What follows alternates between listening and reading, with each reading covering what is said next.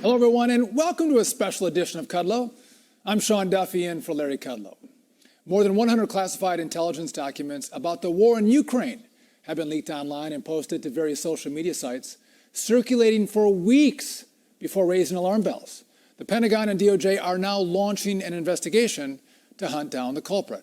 Let's bring in Kash Patel, former Deputy Director of National Intelligence, former DOD Chief of Staff, and former House Intelligence Committee advisor, and he's the author of the great book, Government Gangstas. Kash, good to see you. Thanks for coming in. Very important day, big issue. This could get even worse, Kash. Take a listen to what National Security Council spokesperson John Kirby had to say earlier today. Do you believe the leak is contained? Are there more documents out there that have not been released publicly? Is this an ongoing threat? We don't know. We truly don't. I mean, Kash, they don't know? How serious could this be, and how could they let this happen?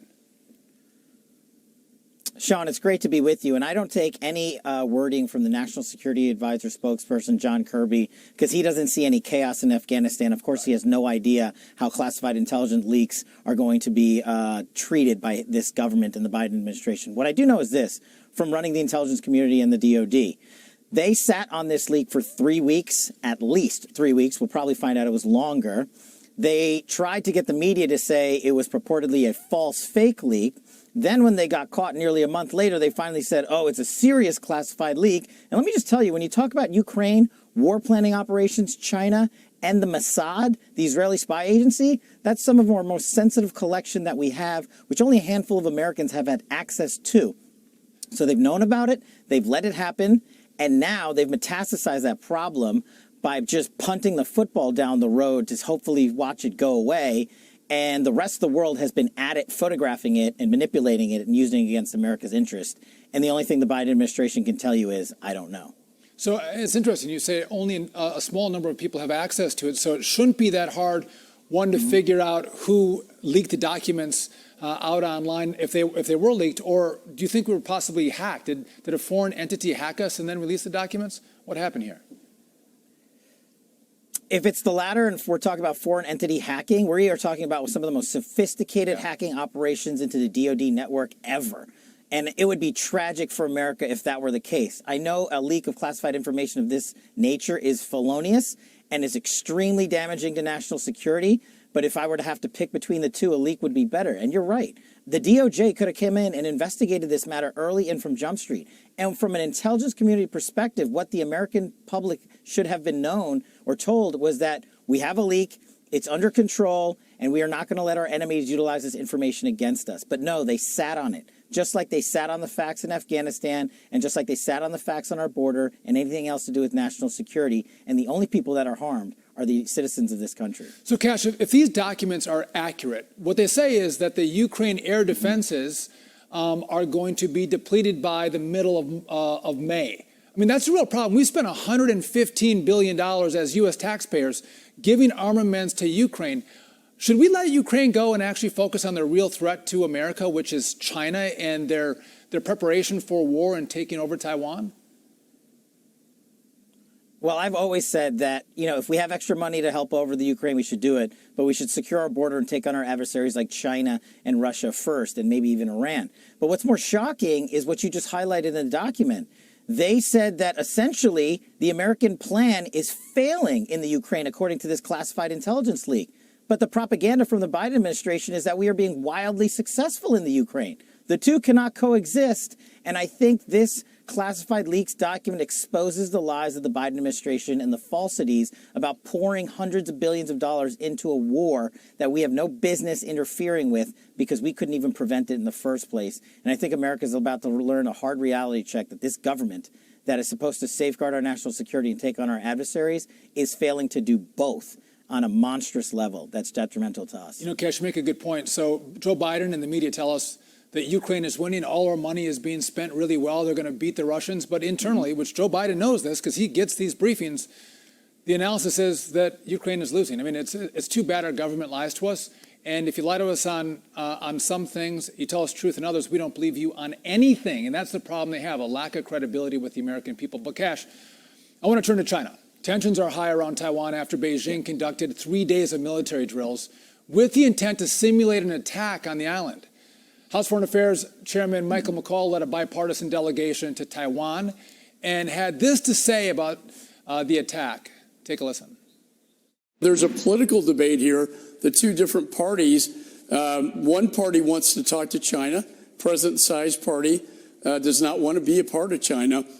And I think the next elections in next January are going to be extremely important, because I do believe with the former President Mao in China right now, China's going to try to influence this next election and take over the island without a shot fired. What's your take, Kash? From a DoD perspective, the activities in the South China Sea are extremely alarming. We used many measures to countermand that during the Trump administration when I was chief of staff, and we didn't have these types of 360-degree aerial incursions and those by the nautical waters surrounding Taiwan. Putting that aside, this administration has taken a completely different posture. Its allies and Joe Biden are absent. Macron is bending the knee to Xi Jinping in China, disparaging the United States of America and saying you have no place on the global stage, and China, please stop your war in the Ukraine. And Joe Biden on this day of all days decides to lead out with the Easter Bunny. Not that there's anything wrong with the Easter or the Easter Bunny, but sometimes national security is a little more important, while he runs away to Ireland, and we are on the precipice of yet another world war in the South China Sea. And the leadership is just absent, and you see the priorities. The priorities are not taking on America's adversaries like China and Russia. It's just looking for the next political headline so they can lie about it to the American people. Yeah, you know, with regard to China, Joe Biden can't even muster political support to ban TikTok, number one. But also you have American businesses, whether it's Walmart or Apple, others, Elon Musk with Tesla, going into China, making more investments, strengthening their ties with China. And they're rattling their saber, wanting to go to war with Taiwan and maybe with us. I wish that American companies had a little more patriotism in them, wore the American lapel pin a little bit brighter, and said, you know what, I'm an American, and we are going to de-risk from China. We might not come home to America, but we might go somewhere else because we don't like the communists. We like freedom. We like the Constitution. We love America, and we're going to get out. But they don't. They keep investing in China.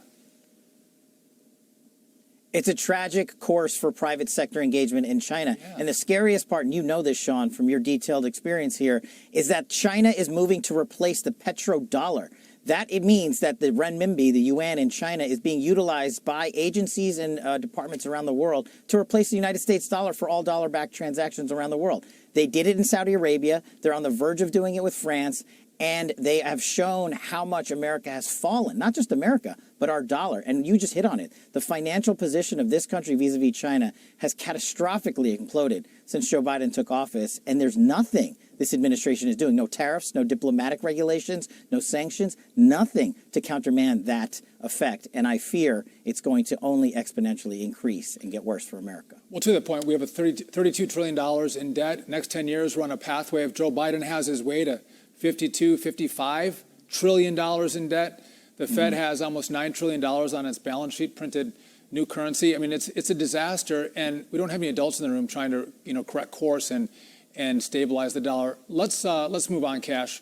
With all these foreign policy crises, a majority of Americans are doubting President Biden's ability to lead on a number of issues. 65% of Americans say they're not confident in Biden to deal effectively with China, and about the same amount, 60% of Americans, are not confident in Biden's ability to handle an international crisis. So, Kash, here you have a guy who says, I want to run for president in 2024, but his poll numbers are horrible. People don't trust Joe Biden to address the biggest issues they face in their life. How does he run and how does he win in 2024? Maybe he doesn't.